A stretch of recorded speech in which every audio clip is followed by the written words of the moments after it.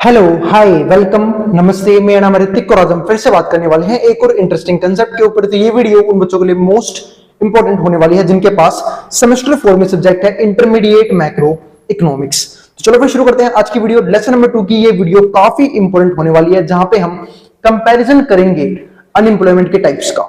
आई बात समझ में? हमने प्रीवियस वीडियो में अपने इंट्रो किया था, मैंने इसके बारे में थोड़ा बहुत समझाया था आप लोगों को, लेकिन आज हम कंपैरिजन भी करने वाले हैं, साथ साथ उसका हमारी इकोनॉमी पे क्या इफेक्ट पड़ता है उसके ऊपर भी काफी बातें करने वाले हैं। तो वीडियो थोड़ी सी लेंथी हो सकती है आज की, तो भाई ध्यान रखना, आराम से धैर्य बनाए रखना और ध्यान से पढ़ते रहना। आई बात समझ में? और भाई इस कंप्लीट सीरीज के नोट्स बन चुके हैं। जिन बच्चों को नोट्स परचेज करने हैं वो इस नंबर पे जाए 9667836336 और यहाँ पे जाके नोट्स परचेज कर सकते हैं। और भाई इस नंबर पे फोन मत किया करो, चाहे वॉइस कॉल हो चाहे वीडियो कॉल। आई बात समझ में? तो ये मेरी विनती है, क्योंकि नंबर मेरे पास नहीं रहता, आपको रिप्लाई मिल जाएगा, आपकी जो भी क्वेरी होगी आप इस पे सेंड कर सकते हैं, आपको उस चीज का रिप्लाई मिल जाएगा, वरना आप कमेंट भी कर सकते हैं। आई बात समझ में? तो चलो फिर शुरू करते हैं आज की वीडियो। अब आते हैं आज के कंसेप्ट पे। तो लेसन नंबर जो 2 था हमारा वो था डिटर्मिनेशन ऑफ इक्विलिब्रियम आउटपुट, यानी कि हम इक्विलिब्रियम आउटपुट का पता कैसे लगाया जाए कि मार्केट में इतनी ही आउटपुट या फिर इतनी ही प्रोडक्ट या फिर इतनी ही सर्विसेज जनरेट होनी चाहिए। ठीक है, तो जो आज का हमारा काम क्या है वो है टाइप्स ऑफ अनएम्प्लॉयमेंट डिस्कस करना। तो टाइप्स ऑफ अनएम्प्लॉयमेंट सिर्फ डिस्कस ही नहीं करना, साथ साथ कंपैरिजन भी करना टाइप्स ऑफ अनएम्प्लॉयमेंट्स का। जैसे हमने पहले क्या पढ़ा था, फ्रिक्शनल अनएम्प्लॉयमेंट।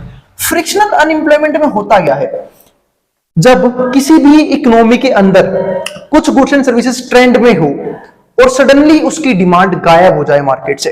ठीक है, कि लोग उस प्रोडक्ट या फिर सर्विस की डिमांड ना कर रहे हो, तो जो लोग जिनके पास वो स्किल्स थी, जो उस प्रोडक्ट और उस सर्विस को जनरेट कर रहे थे, वो तो बेचारे बेरोजगार हो जाएंगे क्योंकि उनके पास काम ही नहीं होगा। क्योंकि एक सिंपल सी बात है, अगर मान लो मैं प्रोड्यूसर हूं और मेरे गुड्स की डिमांड नहीं हो रही तो मैं उस गुड्स को बनाऊंगा नहीं, और जब मैं उस गुड्स या फिर सर्विस को जनरेट नहीं करूंगा तो मुझे उन वर्कर्स की भी जरूरत नहीं है जिनके पास वो स्किल्स थी।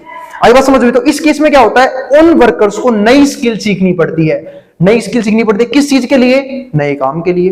आई बात समझ? फिर क्या करते हैं, नया काम सीखने का ट्राई करते हैं, नई स्किल ट्राई करते हैं, फिर जाकर उन्हें क्या मिलती है, नई जॉब मिलती है।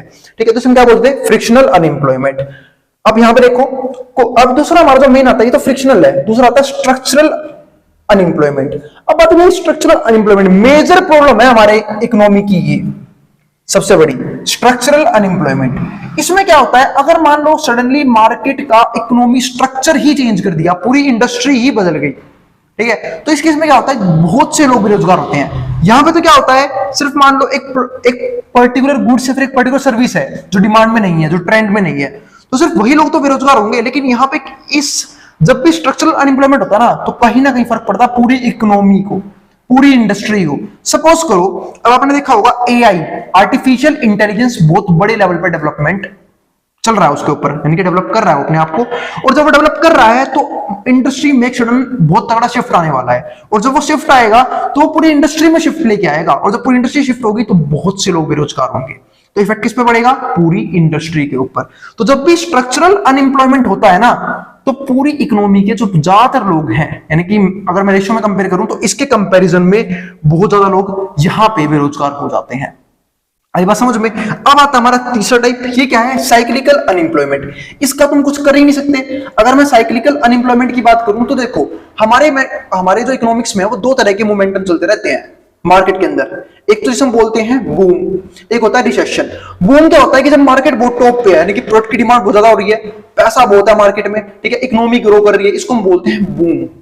ठीक है, रिसेशन कब होता है, जब मार्केट में डिमांड गिर जाए, ठीक है, तो उसमें क्या बोलते हैं, रिसेशन, यानी कि डिमांड करे ही ना कोई गुड्स और सर्विसेज की।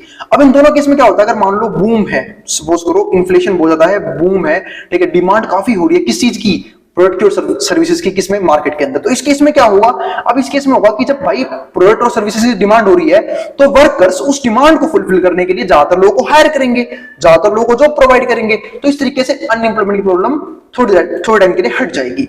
लेकिन जैसे ही बूम हटेगा और मार्केट में आएगा रिसेशन, तो उस केस में क्या होगा, डिमांड कम हो जाएगी गुड्स और सर्विसेज की, और इस चक्कर में क्या होगा, रिसेशन हो जाएगा और अनएम्प्लॉयमेंट हो जाएगी। क्यों? क्योंकि जब प्रोड्यूसर के गुड्स और सर्विसेज की डिमांड नहीं की जाएगी तो वो उसे बनाना छोड़ देगा, और जब बनाना छोड़ देगा इसका मतलब जो इंप्लॉइज है वो क्या हो जाएंगे, बेरोजगार हो जाएंगे।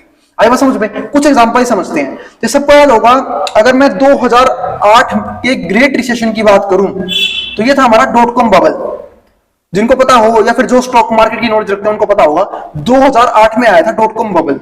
डॉट कॉम बबल में हुआ क्या था कि ना जो मार्केट थी आईटी इंडस्ट्री खासकर वो बहुत बड़े लेवल पे क्रैश हो गई थी, है ना। मतलब क्या क्रैश होने का मतलब क्या कि पहले तो एकदम से बूम आया, ये बिल्कुल प्राइस बहुत भागे इसके, और जब प्राइस भागे ठीक है तो एकदम से वो बबल जो है वो बर्स्ट हो गया, और इसके चक्कर में जो हमारी इकोनॉमी थी वो एक बार, सिर्फ हमारी नहीं पूरी पूरी यूएसए की economy, European economies, major economies जो है ना इस वर्ल्ड की, वो सब किसमें आ गई थी, ग्रेट डिप्रेशन यानी कि रिसेशन के अंदर।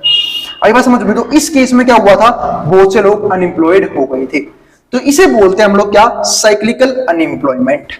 तो इसका कोई इलाज नहीं होता क्योंकि पूरी इंडस्ट्री में साथ में आता है, बूम पे सबसे ज्यादा अनएम्प्लॉयमेंट कम हो जाती है, और जब रिसेशन आता है अनएम्प्लॉयमेंट फिर बढ़ जाती है।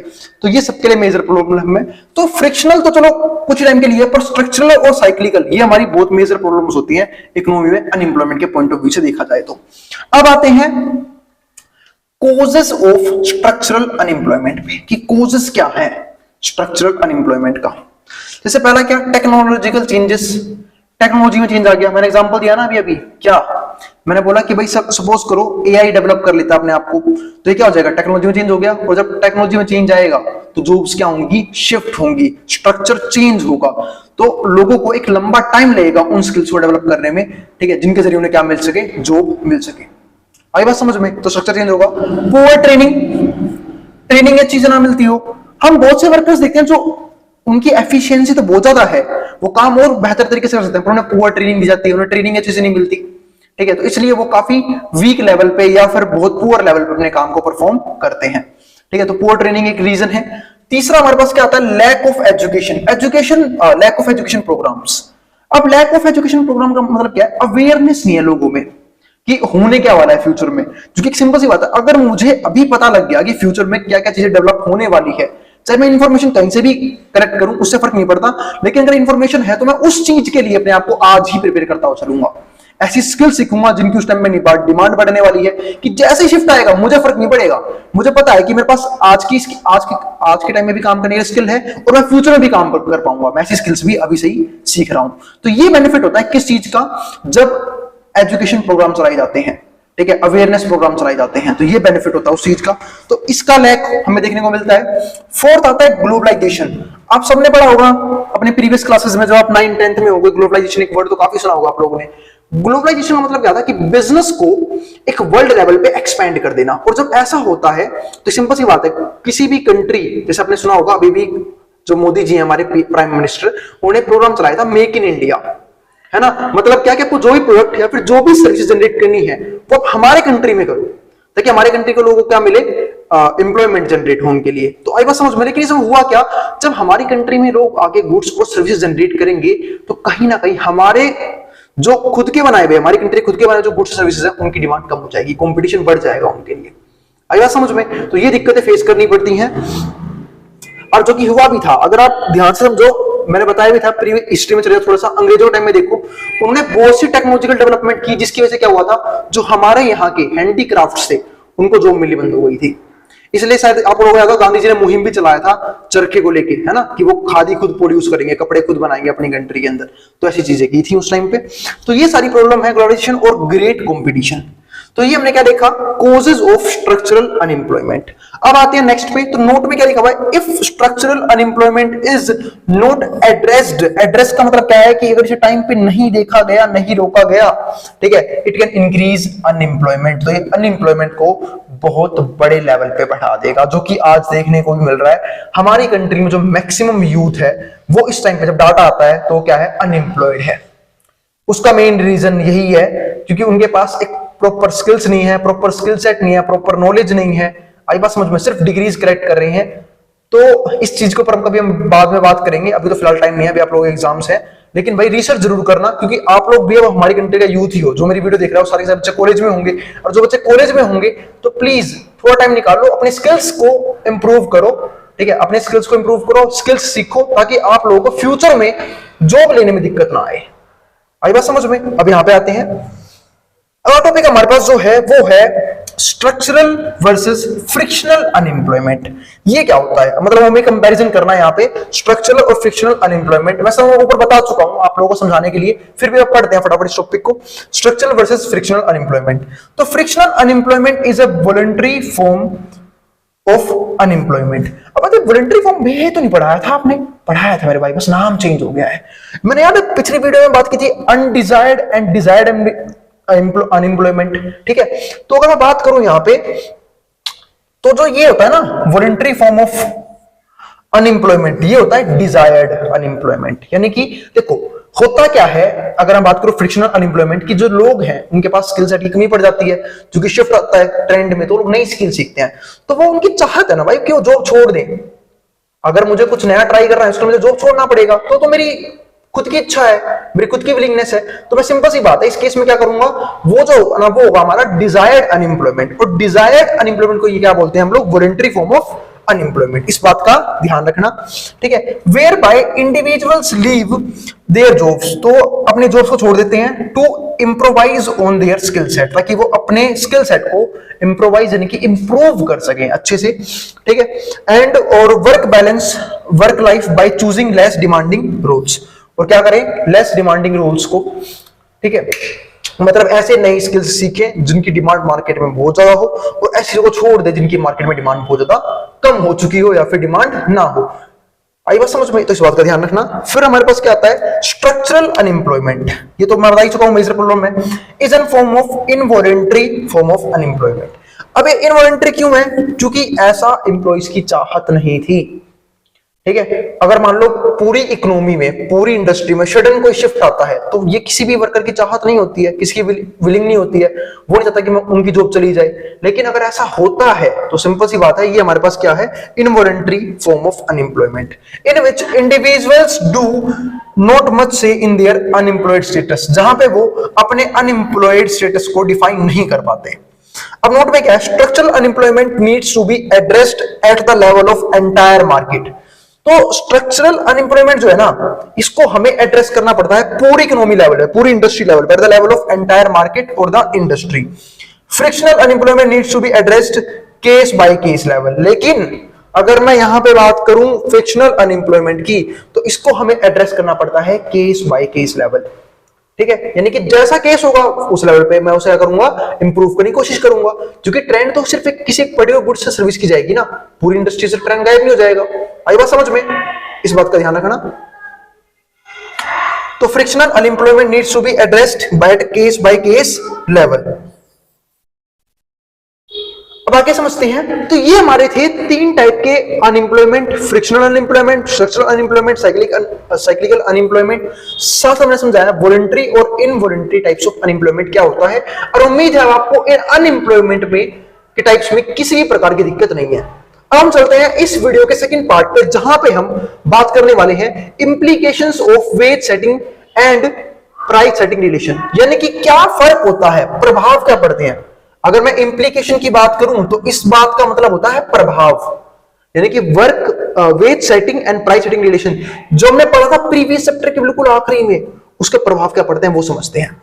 तो हम सब जानते हैं जो वेज सेटिंग है और प्राइस सेटिंग है, इसको हम यूज करते हैं क्या दिखाने के लिए, इक्विलिब्रियम दिखाने के लिए। किस चीज का equilibrium, natural rate of unemployment, ठीक है, ये दिखाने के लिए। तो यहां पे समझते हैं, यहां पे तो wage setting relation shows equilibrium in the labour market, ये दिखाता है इक्विलिब्रियम किसमें, लेबर मार्केट में। Where the interaction between firms and employees determines equilibrium wages, जहां पे जो फर्म्स हैं, फर्म्स और दूसरा एम्प्लॉइज, दोनों मिलके, दोनों एक दूसरे से बार्गेन करके क्या डिटरमाइन करते हैं कि इक्विलिब्रियम वेज क्या होना चाहिए। मतलब एक ऐसा वेज जिसमें ना तो फर्म को प्रोडक्शन करने में दिक्कत आए और जिसको लेके एम्प्लॉइज भी दुखी ना हो, एम्प्लॉइज भी सेटिस्फाइड रहे। आई बात समझ में, तो वो वेज डिटरमाइन करते हैं। The ways setting relation shows the relationship between nominal wages. तो जो वेज सेटिंग रिलेशन है वो शो करता है रिलेशनशिप बिटवीन, रिलेशनशिप किसकी, नॉमिनल वेजेस की on the one hand and expected prices and the unemployment rate on the other hand। मतलब जो वेज है वो बात करते हैं नॉमिनल वेज की। मैंने को बताया था वेज दो तरह के होते हैं, नॉमिनल और रियल वेज। और जब हम करंट टाइम के हिसाब से कभी भी वेजेस की बात करते हैं तो हम नॉमिनल वेजेस की बात ही कर रहे होते हैं। रियल वेज का मतलब ये होता है कि प्राइस के हिसाब से आपका वेज किस लेवल पे बढ़ रहा है, ठीक है। Nominal wages on the other hand expected unemployment rate, ठीक है। और हम सबने रिलेशनशिप देखी थी। अगर सपोज करो, मैं आपको एग्जांपल देता हूं, there is a positive relationship, positive relationship है किसके बीच में, between the expected price and the level and wages. इसका मतलब जो पॉजिटिव रिलेशन होता है किसके बीच में, between expected price level and wages. इसका मतलब क्या है कि अगर इकोनॉमी में प्राइस लेवल बढ़ेगा तो वेजेस भी बढ़ेगी ही बढ़ेंगी, वरना लोग डिमांड ही नहीं कर पाएंगे। आई बात समझ में? जैसा हमने देखा होगा कि अगर मैं कंपेयर करूं आज के टाइम को कुछ डिकेड्स पहले टाइम से, तो लगातार हमारी जो वेजेस बढ़ रही है। और ऐसा क्यों हो रहा है? क्योंकि मार्केट में प्राइस लेवल बढ़ रहा है। जैसे जैसे इन्फ्लेशन बढ़ेगा, जो इकोनॉमी में है वेजेस, जो सैलरीज हैं वो ही बढ़नी शुरू हो जाएंगी, क्योंकि हमें अपनी करंट जो नीड्स हैं उसको ही फुलफिल करना पड़ेगा। तो हम कंपनी से सैलरी डिमांड करते हैं, हायर सैलरी। और जब हम हायर सैलरी डिमांड करते हैं तो क्या करते हैं? तो उनकी कॉस्ट ऑफ प्रोडक्शन बढ़ जाती है। तो उनकी कॉस्ट ऑफ प्रोडक्शन बढ़ती है, वो उस प्रोडक्ट के प्राइस को बढ़ा देते हैं। And inverse relationship between unemployment rate and wages. लेकिन अनएम्प्लॉयमेंट रेट और वेजेस में क्या है? Inverse relationship. इस बात का मतलब ये होता है कि अनएम्प्लॉयमेंट रेट और अगर वेजेस की बात यहां पे की जाए, तो अगर अनएम्प्लॉयमेंट रेट बढ़ेगा, ठीक है, तो वेजेस तो जो लेबर्स है उनकी बार्गेनिंग पावर कम हो जाएगी, तो वेजेस कम मिलेंगे। और अनएम्प्लॉयमेंट रेट कम होगा तो जो हमारे मजदूर हैं, लेबर्स है, उनकी बार्गेनिंग पावर बढ़ जाएगी और वेज रेट बढ़ जाएगा। इसके बाद क्या आता है? When the economy is at intersection of wage and price setting curve, employees provide the adequate effort. इसको हम बोलते हैं इक्विलिब्रियम। यहां पे समझना, when the economy is at intersection of, intersection किस चीज का? एक तो वेज और दूसरा प्राइस सेटिंग कर्व का। एम्प्लॉइज प्रोवाइड एडिक्वेट एफर्ट, तो वो क्या करते हैं? एडिक्वेट एफर्ट, एक ऐसा एफर्ट जिसको देख के फर्म सेटिस्फाइड हो जाती है कि हाँ इतना adequate effort. And the firms are willing to employ that the number of workers, because, तो फर्म जो है वो चाहती है कि वो और नंबर ऑफ वर्कर्स को एम्प्लॉयमेंट जनरेट प्रोवाइड करे, because given the demand they face for their output, ताकि सॉरी जो आउटपुट लेवल लगातार बढ़ रहा है, ठीक है, जो आउटपुट का लेवल मतलब डिमांड जो है जिस लेवल से बढ़ रही है उन्हें फुलफिल कर सके। और उन्हें फुलफिल करने के लिए उन्हें क्या चाहिए होंगे? Hire workers. फिर क्या आता है? And their cost and the firms are setting their profit maximising. लेकिन जो कॉस्ट, वो जब उनके पास खर्चा भी आएगा, जब वो नए नए लेबर्स को हायर करेंगे, ठीक है, तो जो फर्म जो है ना वो सेट करती है देयर प्रॉफिट मैक्सिमाइजिंग प्राइस, यानी कि जिन लोगों का प्रॉफिट क्या हो? मैक्सिमम हो, वैसा प्राइस सेट करती है, ठीक है। This is called reason for structural unemployment. और इसी तरीके से यही एक रीजन है स्ट्रक्चरल अनएम्प्लॉयमेंट होने का, ठीक है। Structural unemployment is affected by shift in the ways and price setting curve. तो ध्यान रखना, अगर आपसे एग्जाम में क्वेश्चन पूछा जाता है कि स्ट्रक्चरल अनएम्प्लॉयमेंट का रीजन क्या है, तो इसका एक रीजन ये भी होता है, is affected by shift in the ways and price setting curve. कुछ तुमने यहां पढ़ लिए थे, कॉजेज ऑफ स्ट्रक्चरल अनएम्प्लॉयमेंट, एक ये भी है। तो ये उन सारी इंप्लीकेशंस में से एक है जो wage setting and price setting relations में से आया हुआ है। तो ध्यान रखना, अगर कभी भी एग्जाम में इंप्लीकेशन आपको आया वेज सेटिंग और प्राइस सेटिंग का, तो सबसे बड़ी जो बात होगी वो क्या होगी कि स्ट्रक्चरल अनएम्प्लॉयमेंट का रीजन यही होता है। जैसे ही वेज सेटिंग और प्राइस सेटिंग में शिफ्ट आएगा तो अनएम्प्लॉयमेंट, स्ट्रक्चरल अनएम्प्लॉयमेंट में भी शिफ्ट आएगा। आई बात समझ में? तो यहां तक थी हमारी आज की वीडियो, जहां हमने बात करी टाइप्स ऑफ अनएम्प्लॉयमेंट की, साथ साथ डिस्कस किया कुछ और इंटरेस्टिंग फैक्ट्स को और implications of ways setting and price setting relation को। मिलेंगे अगली वीडियो में जहां पे हम बात करेंगे इसके नेक्स्ट कंसेप्ट के ऊपर। अब जिसको जो उतारना उतार सकता है, स्क्रीनशॉट ले सकता है मेट्रो बोर्ड के सामने से। और भाई अगर वीडियो पसंद आई हो तो वीडियो को लाइक करना मत जाना और चैनल को सब्सक्राइब भी कर देना। आई बात समझ में? सपोर्ट करते रहना। अब जिसको जो उतारना है वो उतार सकता है मेट्रो बोर्ड के सामने से।